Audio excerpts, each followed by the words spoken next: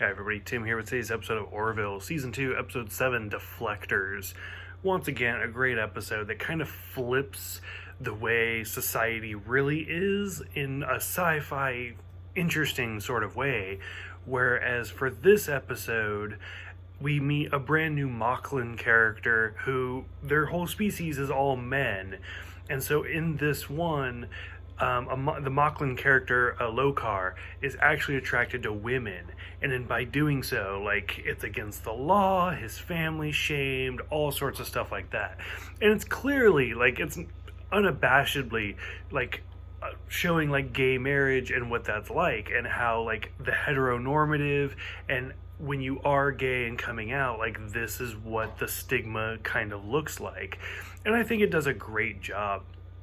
Now, this whole subplot of Kelly actually breaks up with her boyfriend, the teacher, it's an okay subplot. Like, there's not a lot to it. It's not super interesting.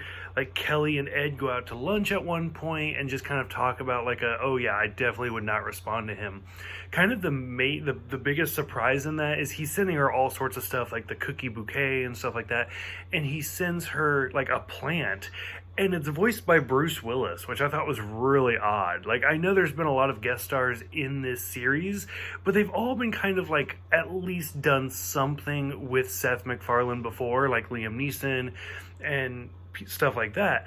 Whereas, like, to my knowledge, I could be wrong, I don't know, but I don't remember Bruce Willis ever being in a Seth MacFarlane movie or anything, so that one just kind of seemed a little bit out of left field. Like, I'm curious to see where that connection kind of came from. But still, it was kind of fun, and it was interesting. And of course, by the time we get to the end, they're still broken up, so whatever. Which it definitely seems like they're trying to kind of force Kelly and Ed back together. So anyways, the main plot is Bortus's ex-boyfriend comes on board to kind of help upgrade the ship.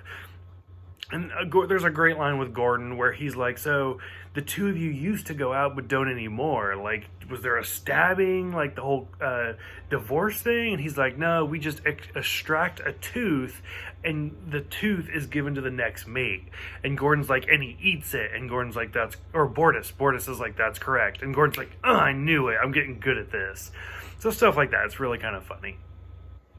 Like I said, the whole plot is Lokar ends up liking the new security chief, Kiali. I cannot say her name. So anyway, so that whole thing's kind of interesting. Clyden, like, he went from being a really interesting character, and then ever since, like, when Topa was born and he wanted Topa to get the surgery, like, Clyden's just the most unlikable character there is now. And just him confronting Lokar and just being like, I know what you are. And then when they find the distortion and it ends up being Clyden, like, nobody's surprised. It's like, okay, yeah, I could see Clyden doing this. Like, because, I mean, he has a history of violence before. It's not. Lokar actually faked his own death.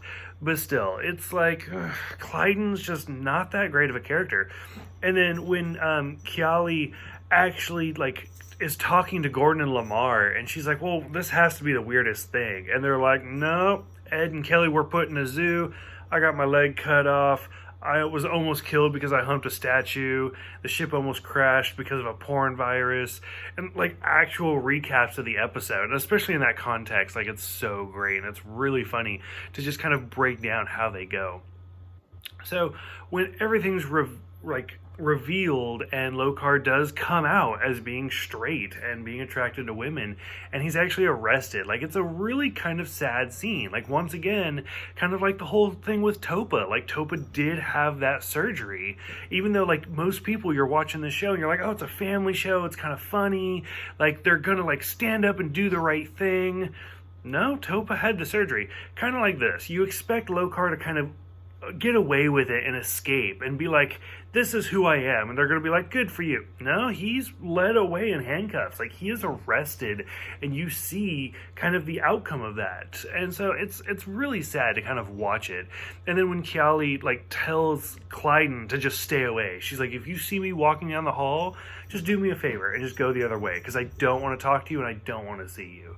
So it's really sad type of episode, but it's an important one. So I really enjoyed it. I really liked it. This whole season's been great so far. So for those who have seen it, what did you guys think? Let me know, and I'll see you guys next time for the first Orville two-parter, episodes 8 and 9 of Identity.